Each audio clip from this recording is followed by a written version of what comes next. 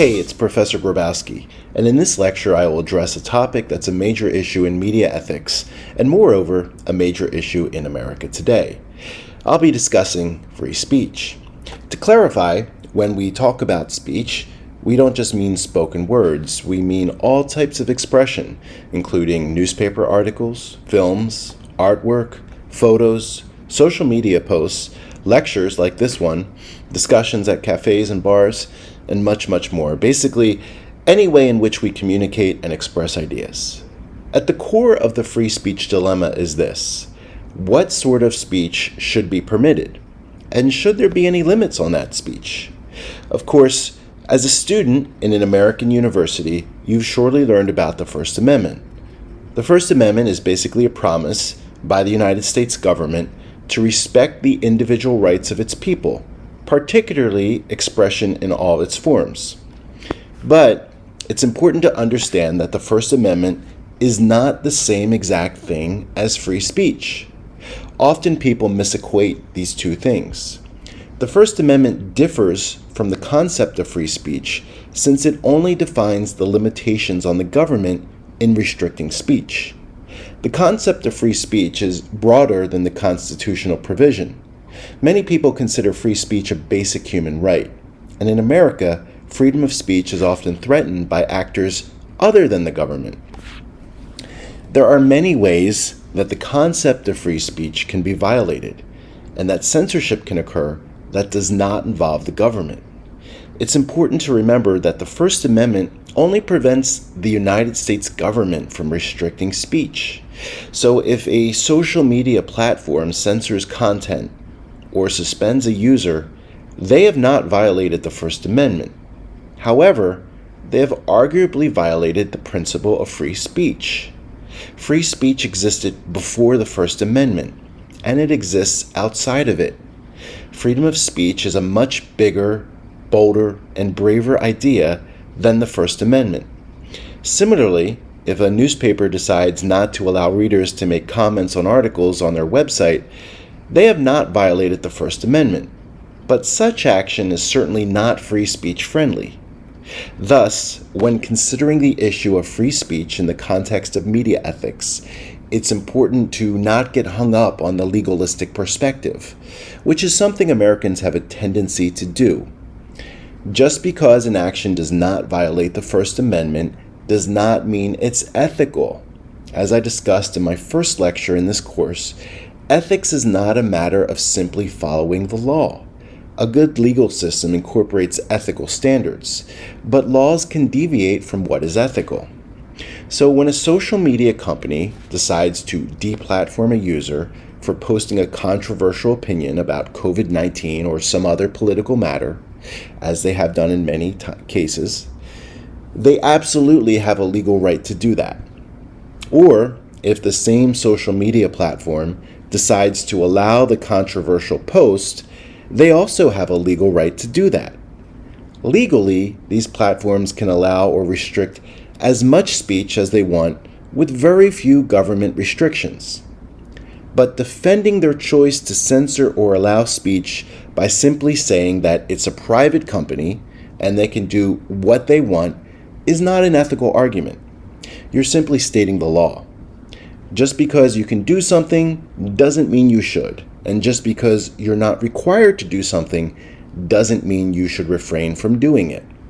So as media practitioners, we need to avoid that legalistic mindset. Of course, we always need to be mindful about the laws so we don't break them and get in trouble and have to pay heavy fines or even go to jail. But here's the thing. The laws we have in America governing free speech give the media tremendous freedom. As a result, media, including journalists and social media platforms, have become the gatekeepers for deciding what views the public sees and what ordinary Americans can say online. So what speech should they share and allow?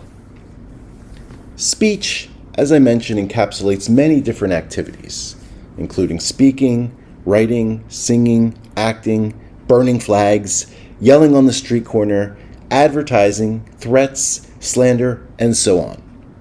No society has existed where speech has not been limited to at least some extent. every society places some limits on the exercise of speech because it always takes place within a context of competing values. Almost everyone agrees that there should be at least some limits to free speech. Very few people are free speech absolutists. For example, you'd be hard-pressed to find someone who will argue that child pornography or death threats should be protected speech.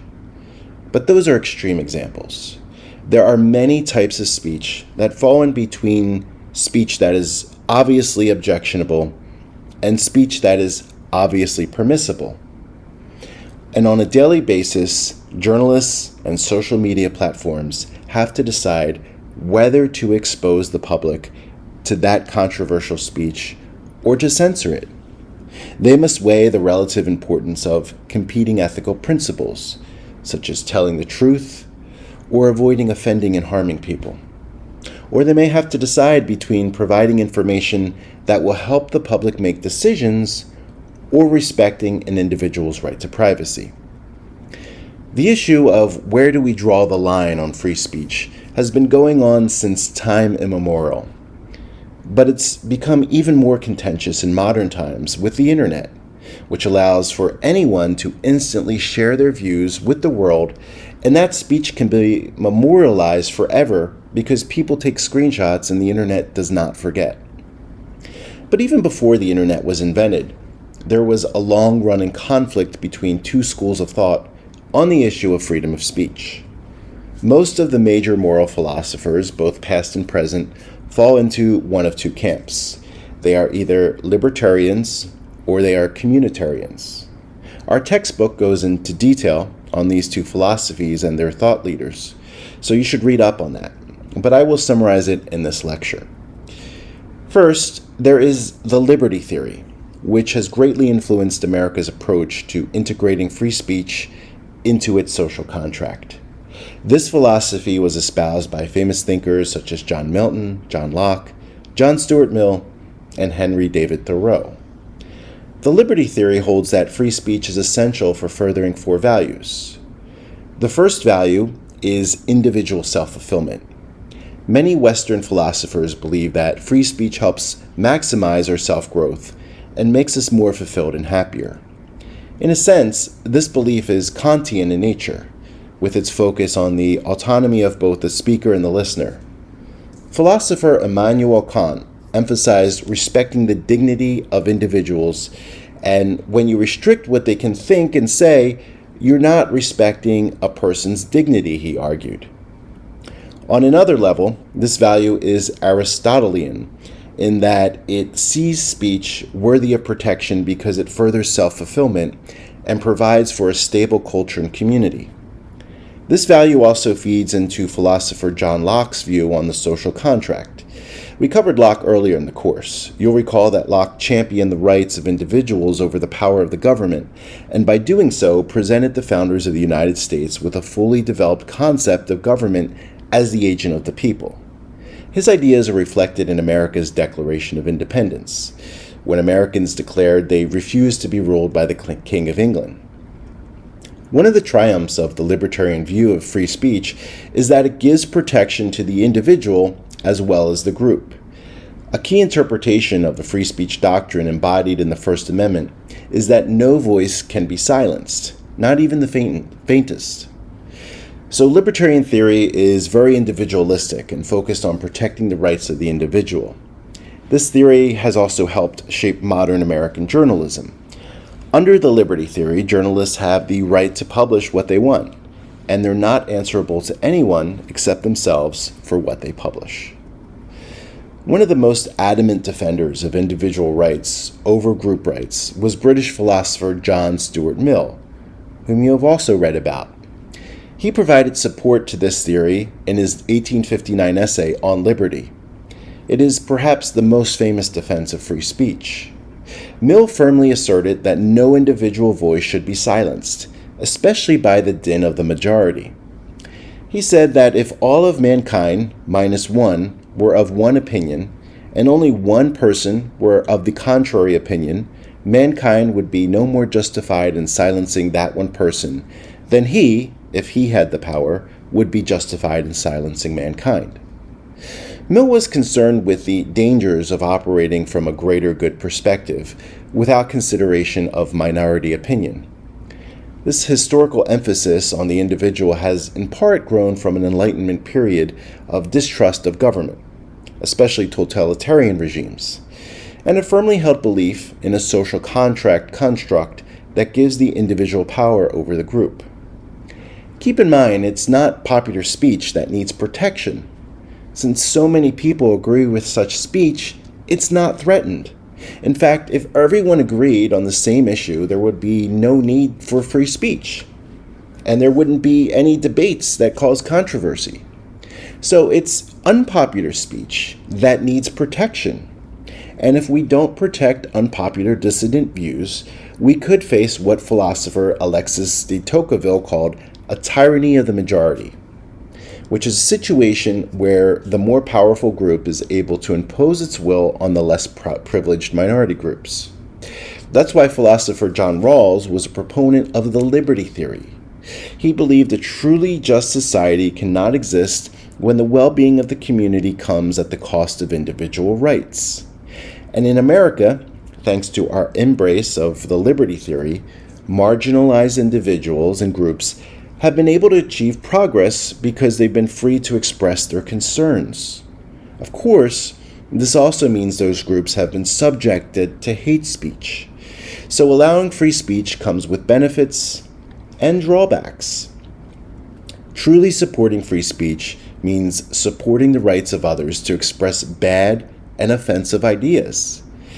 That's easier said than done. Polls show that Americans overwhelmingly say they support free speech, but it turns out they really don't when you ask them about specific issues. For example, do they think it should be legal to burn the US flag?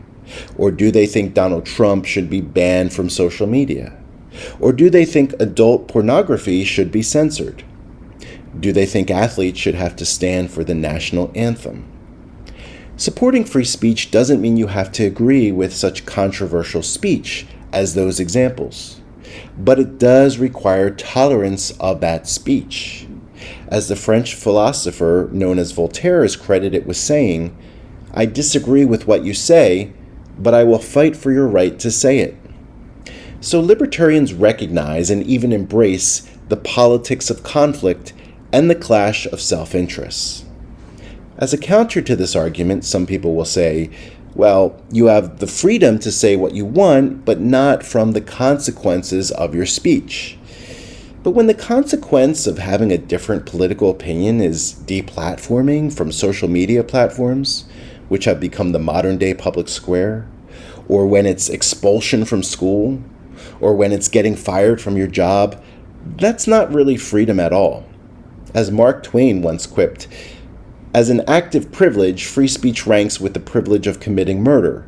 We may exercise it if we're willing to take the consequences." Which is to say, freedom of speech can exist in the kind of cancel culture environment we presently see in America. Cancel culture is another example of a phenomenon that does not violate the First Amendment, yet contravenes the broader concept of free speech. The second value of free speech is advancement of knowledge and discovery of truth. This value of free speech recognizes that the search for truth requires that we be able to discuss and investigate all ideas. It is a precondition of truth-seeking that we can discuss any idea in order to determine if that idea is any good. That means allowing the discussion and defense of ideas that we might view as evil, wrong, offensive, or sinful. It means that it isn't only the government censorship that we're worried about. What we want is a vibrant marketplace of ideas, where we can subject any and every idea to things such as debate, discussion, satire, and rigorous analysis, with the goal of finding out which ideas are true, good, right, correct, useful, etc. So in this sense, speech isn't just about personal freedom, but rather the search for the truth. John Stuart Mill famously argued that the truth will emerge from the competition of ideas in free, transparent public discourse. Not only did Mill welcome all speech, he believed people should actively seek out viewpoints they disagree with. He reasoned that very few people really know what they think, because most people have never thrown themselves into the mental position of those who think differently from them. Studies show that viewpoint diversity spurs innovation at companies and universities. Most great discoveries and achievements come not through one person's sole genius, but through collaboration with others. Discussion leads to innovation. Now you might be thinking, well, of course, certain discussion can lead to innovation and discovery, but we wouldn't ban that kind of speech. We would only ban harmful speech. Well, aside from the subjectivity of what harmful actually means, there is another problem, best illustrated by an example. Galileo, sometimes called the father of modern physics, was a proponent of heliocentrism, the theory that the Earth revolves around the sun. The religious leaders of the day disagreed with this theory. They thought it was heresy and therefore harmful speech. In 1616, the Inquisition of the Catholic Church brought charges against Galileo. They essentially forced him to publicly recant this belief, although he still held it privately. Science, and by extension progress, was held back because it didn't meet the speech standards of the day. This is one of the reasons why thinkers like Mill, Locke, and others fought for individual autonomy in society. As Galileo demonstrates, just because everyone believes something doesn't mean it's true. That one dissenting voice might just contain the real truth, while the rest of us are wrong. But if we put a finger on the scale of the marketplace of ideas and refuse to allow criticism of certain ideas, or refuse to allow expression of certain ideas, then we are short-circuiting the mechanism through which we adjudicate the truth and competing ideas.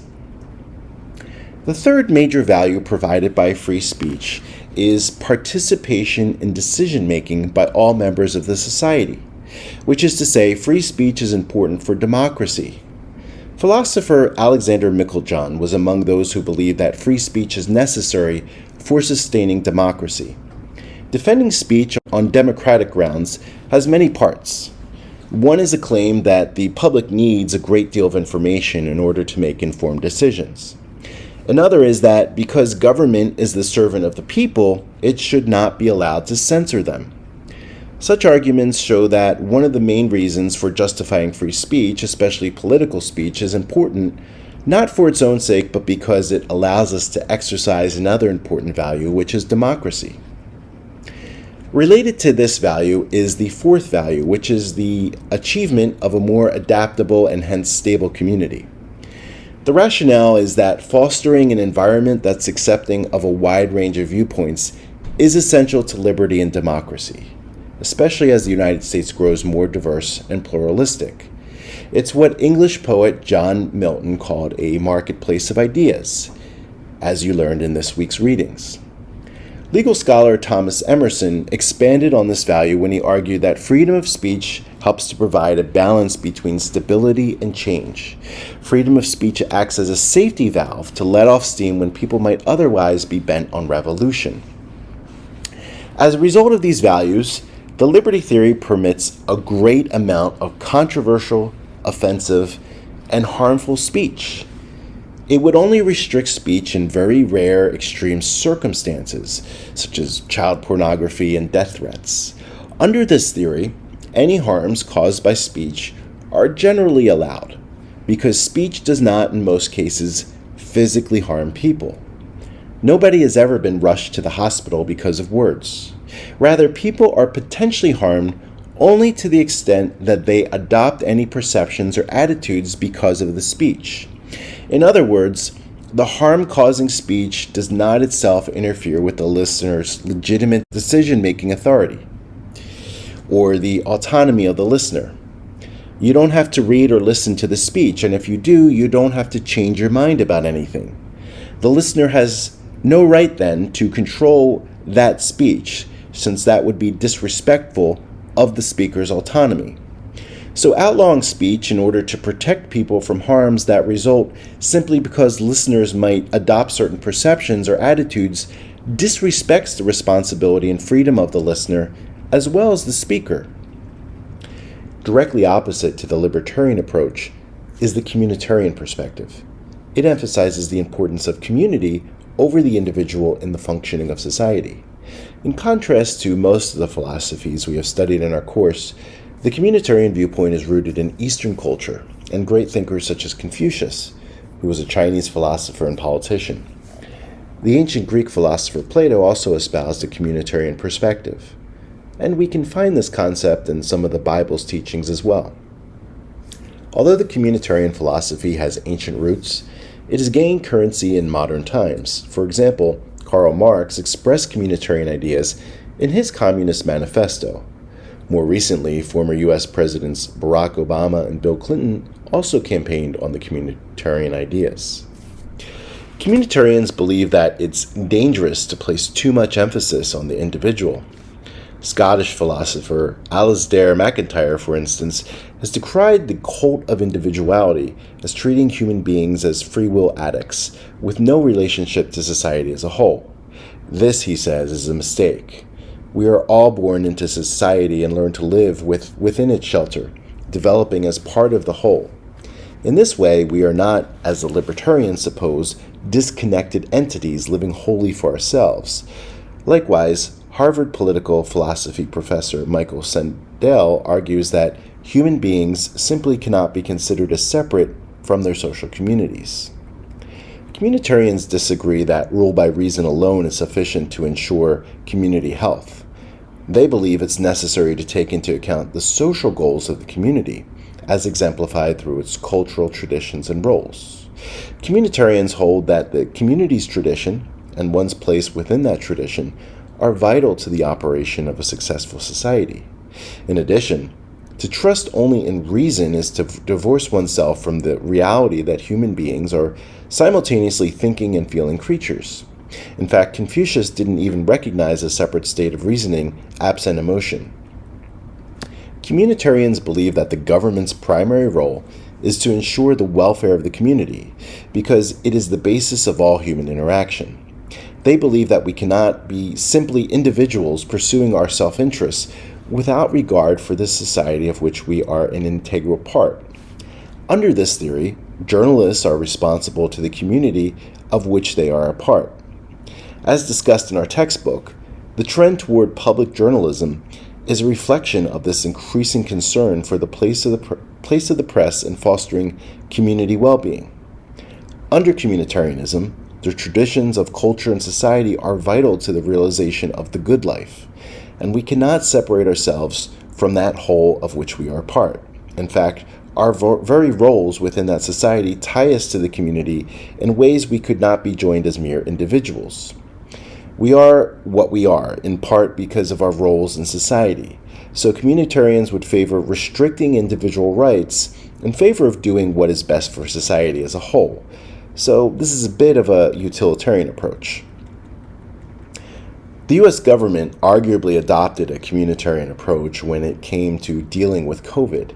In order to protect the overall health of the country, the government imposed certain rules and restrictions such as lockdowns, face masks, and mandatory vaccines that some Americans felt infringed on their individual rights. Of course, the public debate over how to deal with COVID-19 was a bit more complicated than that, but it did illustrate some of the conflicts between the liberty and communitarian approaches. An example of communitarian theory in free speech can be seen in the modern Chinese government regime. The Chinese Communist Party censors its citizens from accessing certain online content that the government sees as harming national interests, harming ethnic unity, subverting state authority, and so on. This censorship is commonly referred to as the Great Firewall, which is a wordplay on China's Great Wall. While this approach provides many benefits for China's community, such as reducing political conflict, improving social cohesion, and benefiting native social platforms' growth, it arguably comes at a cost to individual rights and progress. Those who criticize the government may be imprisoned, which many people in the US and Europe consider a human rights violation. China's approach may also hinder the innovation and creativity of Chinese entrepreneurs because they may be unable to learn about the latest trends and discuss ideas with their Western counterparts. And now the same phenomenon is starting to occur in the United States, as big tech platforms are beginning to censor content they don't agree with or don't want people to see. And when others have tried to create alternate platforms that allow for more free speech, big tech has colluded to prevent users from downloading their apps. Even worse, the US government is pushing for these speech restrictions in some cases. Big tech and politicians claim that the censorship is necessary to prevent misinformation and to preserve democracy. And to be clear, misinformation is a big problem online and sometimes has a very negative consequence in real life that seriously harms people. Contrary to what libertarians may argue, sometimes the best ideas do not win out in the marketplace of ideas. For example, Facebook's failure to moderate misinformation on its platform allegedly contributed to a military coup and genocide in Myanmar. In America, parents of children who were killed in the Sandy Hook Elementary School massacre were harassed for years due to conspiracy theories that circulated online and were promoted by far-right podcaster Alex Jones. I think we can all agree that lies can be dangerous and harmful, but you should also be aware that the term misinformation is sometimes misused and abused for political reasons. In some significant cases, truthful information has been labeled misinformation and censored in the United States because it was politically inconvenient for the people in power. An example of this could be seen in the way that most of the mainstream media outlets and social media platforms suppressed the Hunter Biden laptop controversy story in 2020. The scandal was initially dismissed as Russian disinformation, widely ignored by major media outlets, and censored by social media platforms. But 17 months later, the New York Times finally conceded that the story was real, and Mark Zuckerberg admitted it was a mistake for Facebook to initially censor it. According to multiple polls, voters may have voted differently had they known the story was accurate. While it's always prudent for journalists to verify facts and avoid reporting unverified rumors, many media outlets did not follow that same standard of care when it came to covering alleged scandals involving the Trump administration, some of which turned out to be completely false. This apparent double standard has led to accusations that the media and big tech have political bias against conservatives.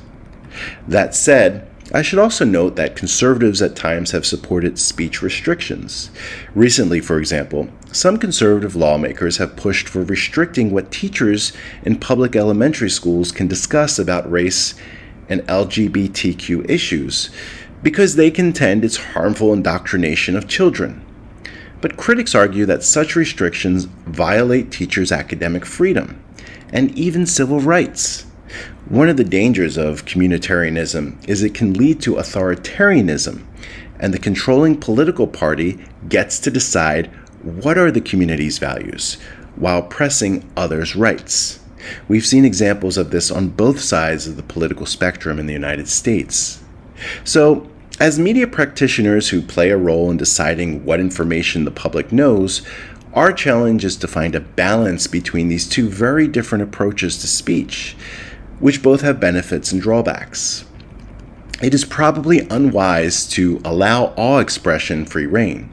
Sometimes we may need to restrict speech to prevent harm to fellow human beings. Child pornography laws attest to our desire to protect our children. Death threats are also punishable by law. In some cases, we may decide to limit speech for other reasons as well, such as protecting an individual's privacy or protecting national security. We also tend to recognize the inappropriateness of some forms of speech at certain times and places. For example, our education system doesn't work if we allow students to jump up in the middle of class and cause disruptions. On the other hand, John Stuart Mill was probably right when he insisted that no individual voice should be silenced by a tyrannous majority. And as John Milton pointed out, That one voice might just contain the real truth, while the rest of us are wrong. So the trick is to balance a commitment to free expression with a fair amount of respect for others. Some speech advocates will argue that any restriction of free speech can create a slippery slope, which will lead to even more censorship and tyranny. It is worth noting, however, that the slippery slope argument can be used to make the opposite point. One could argue that we should not allow any removal of government interventions on speech or any other type of freedom, because once we do, we're on a slippery slope to anarchy, the state of nature, and a life that Hobbes described as solitary, poor, nasty, brutish, and short. So it's not necessarily an either-or decision between liberty and community. Rather, it's about finding balance between the two, or what Aristotle called the golden mean. We need to decide how much value we place on speech in relation to other important ideals, such as privacy, security, democratic equality, and the prevention of harm. And there is nothing inherent to speech that suggests it must always win out in competition with these values. Speech is part of the package deal of social goods. Well, this has been Professor Grabowski, and that concludes my lecture on the ethics of free speech. Thanks for watching.